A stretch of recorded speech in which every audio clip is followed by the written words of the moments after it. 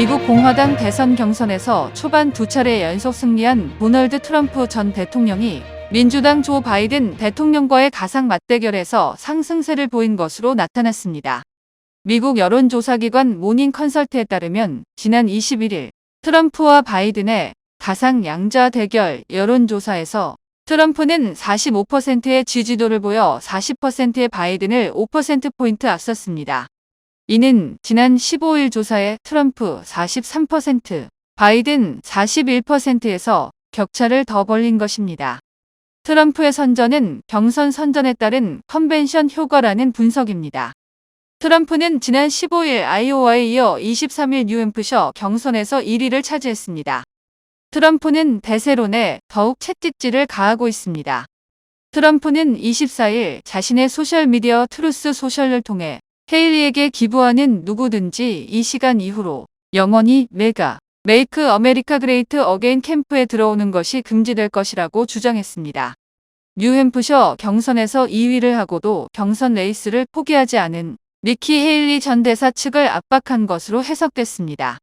공화당에서도 로나 맥데니얼 전국위원회 의장이 23일 미 폭스뉴스 인터뷰에서 헤일리 전 대사가 경선에서 이길 수 있는 방법과 길이 보이지 않는다며 그의 사퇴를 압박했습니다. 미 외신들은 각종 재판 진행 등 사법 절차에 대한 부담 등으로 트럼프 측에서는 조기에 공화당 대선 후보로 확정되기를 바라고 있다고 보도했습니다. 트럼프가 뉴햄프셔에서도 헤일리를 이기면서 당내에서 헤일리에 대한 후보직 사퇴 압박은 더욱 커질 것으로 보입니다.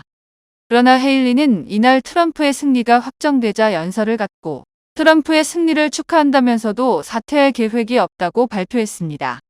그러면서 공화당 경선이 아직 많이 남아있는 만큼 선거는 끝난 것과 거리가 멀다며 아직 나에 대한 부고 기사에 대해선 이야기하지 않겠다고도 했습니다. 공화당 내 후보 경쟁이 장기화될 수 있다는 전망입니다. 헤일리 캠프는 트럼프와의 1대1 구도를 유지하면서 트럼프의 독주 저지의 동력을 마련하겠다는 계획입니다. 헤일리는 이날 미국 정치에서 가장 최악의 비밀은 민주당이 얼마나 트럼프와 맞서길 원하는지다. 그들은 트럼프가 조 바이든이 이길 수 있는 유일한 공화당원이라는 것을 알고 있다고도 했다. NYT는 마치 헤일리가 승리자 같은 연설을 했다고 했습니다. 이에 대해 트럼프는 소셜미디어 글에서 헤일리는 뉴햄프셔에서 꼭 이겨야 한다고 말했는데 이기지 못했다며 그는 망상이다. 지난주 그는 3위였다고 했습니다. 헤일리가 첫 경선지였던 아이오와주에서 자신과 론 디센티스 플로리다 주지사에 이어 3위를 차지한 것을 비꼬는 발언입니다. 이날 축하 파티 연설에서도 트럼프는 헤일리에 대한 공격을 이어갔고 이에 헤일리 캠프는 별도 성명을 내고 트럼프가 그렇게 좋은 상태라면 왜 그렇게 화를 내고 있는가라며 맞받으면서 충돌을 이어갔습니다. 26일 미국 콜로라도주 일부 유권자들이 연방 대법원에 도널드 트럼프 전 대통령의 대선 출마 자격을 박탈해야 한다고 촉구하는 의견서를 제출했습니다. 이들은 2021년 인류의회 난입 사태는 트럼프 전 대통령이 선동한 것이며 그의 행동은 반란에 해당한다고 주장하면서 이같이 촉구했습니다. 이들은 트럼프는 패배를 받아들이기를 거부했다. 대신 트럼프는 성난 군중이 의사당을 공격하도록 선동했다고 주장했습니다. 연방대법원은 트럼프 전 대통령의 대선 출마 자격 박탈을 결정한 지난달 콜로라도주 대법원의 판결에 대한 트럼프 전 대통령의 상소 및 심리 요청을 받아들이기로 하고 다음 달 8일 구두 변론 일정을 잡았습니다. 앞서 콜로라도주 대법원은 지난달 19일 트럼프 전 대통령을 콜로라도주의 공화당 대선 경선 투표용지에서 제외할 것을 주 정부에 명령하는 판결을 내렸습니다. 콜로라도주 대법원은 16의회 난입 사태와 관련 트럼프 전 대통령이 내란에 가담했다고 보고 반란에 가담할 경우 공직을 금지한 수정헌법 14조 3항을 적용했습니다. 트럼프 전 대통령은 자신의 대선 출마 자격을 제한한 콜로라도주 대법원의 판결에 불복해 지난 3일 연방대법원에 상소를 제기하고 심리를 요청했습니다. 도널드 트럼프 전 대통령은 자신의 대선 출마 자격이 박탈될 경우 혼란이 야기될 것이라고 주장했습니다. 그러면서 수정헌법 14조 3항을 자신에게 적용해 출마 자격을 막으면 안 된다고 결정해 줄 것을 연방 대법원에 촉구했습니다. 이런 가운데 공화당 의원들이 대법원에 트럼프 전 대통령의 출마를 허용해 달라는 의견서를 제출했습니다. 러시아가 26일 양국의 우호 관계를 붕괴시키는 무모한 행동에 대해 한국에 경고한다고 밝혔습니다. 타스 통신에 따르면 마리아 자카로바 외무부 대변인은 이날 브리핑에서 우크라이나를 지원하기 위한 한국의 무모한 조치가 관계 붕괴의 위험을 초래할 수 있다며 이같이 말했습니다. 그러면서 우리에 대한 비난은 근거도 없고 따라서 불법이라고 했다. 자카로바 대변인은 무모한 행동이 무엇인지는 구체적으로 거론하지 않았습니다. 다만 한국 국방부가 치명적인 무기를 포함한 우크라이나에 대한 직접 군사 지원의 필요성을 언급했다고 주장했습니다.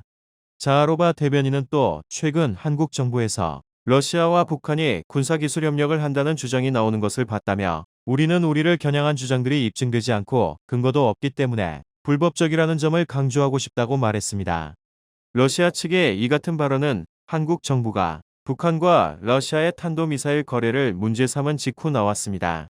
윤석미 주제네바 한국 대표부 군축회의 대표는 이날 스위스 유엔 제네바 사무소에서 열린 유엔 군축회의 일반 토의에서 북한의 탄도미사일 수출은 유엔 안전보장이사회 결의의 노골적인 위반이라고 비판했습니다. 이달 초 미국 백악관은 최근 러시아가 북한으로부터 수십 발의 탄도미사일을 받았으며 그중 일부를 이미 우크라이나 공격에 사용했다고 밝혔습니다. 윤 대표는 이 같은 불법적인 무기 이전은 한반도와 그 너머 국제사회의 안보에 영향을 미친다며 거래를 통해 당사자들이 무엇을 교환하는지 면밀히 감시할 것이라고 했습니다.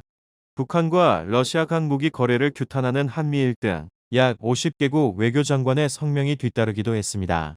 자하로바 대변인은 미국과 동맹국들이 러시아를 상대로 불법적으로 비난하려는 시도를 단호히 거부한다며 한국의 가혹한 발언 배후에 미국이 있다는 것이 분명하다. 이러한 가짜 정보의 목표는 아시아 동맹국인 한국을 우크라이나 분쟁에 끌어들이도록 하는 것이라고 했습니다.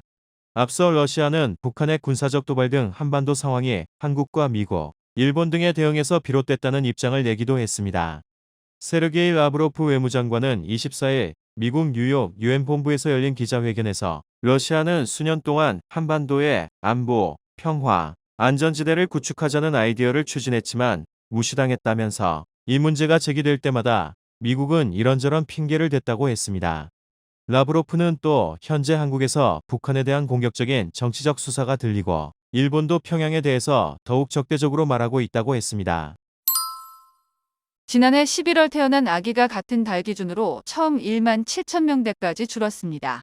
24일 통계청이 발표한 2023년 11월 인구 동향에 따르면 작년 11월 출생아 수는 1만 7,531명으로 전년 동월 대비 1,450명, 약 7.6% 감소했다. 11월 기준으로 1981년 월간 통계 작성 이래 가장 적었습니다. 1만 7천 명대로 떨어진 것도 처음입니다. 출생아 수는 지난해 4월부터 8개월 연속 1만 명대에 머물렀습니다. 이에 작년 1월부터 11월 태어난 아기는 누적으로 21만 3,572명에 그쳐 마찬가지로 역대 최소치를 기록했습니다. 이는 전년 동기 대비 8.1% 줄어든 수준입니다. 연말로 갈수록 출생아 수가 줄어드는 흐름을 고려할 때 연간으로도 역대 최소일 가능성이 큽니다. 사망자 수가 출생아 수를 웃돌면서 작년 11월 인구는 1만 2,724명 자연 감소했습니다. 인구는 2019년 11월부터 49개월째 자연 감소하고 있습니다. 한국뿐만 아니라 영국, 프랑스도 최근 출생률 하락으로 깊은 고민에 빠졌습니다. 합계 출산율이 한국은 2022년 기준 0.78명인데 비해 프랑스는 1.8명이고 영국은 2021년 기준 1.61명입니다. 문제는 프랑스와 영국 모두 출생률이 뚜렷한 하락세를 보이고 있다는 점입니다. 상당수 다른 유럽 국가들도 마찬가지입니다. 이탈리아 역시 출생률이 사상 최저치를 기록했습니다.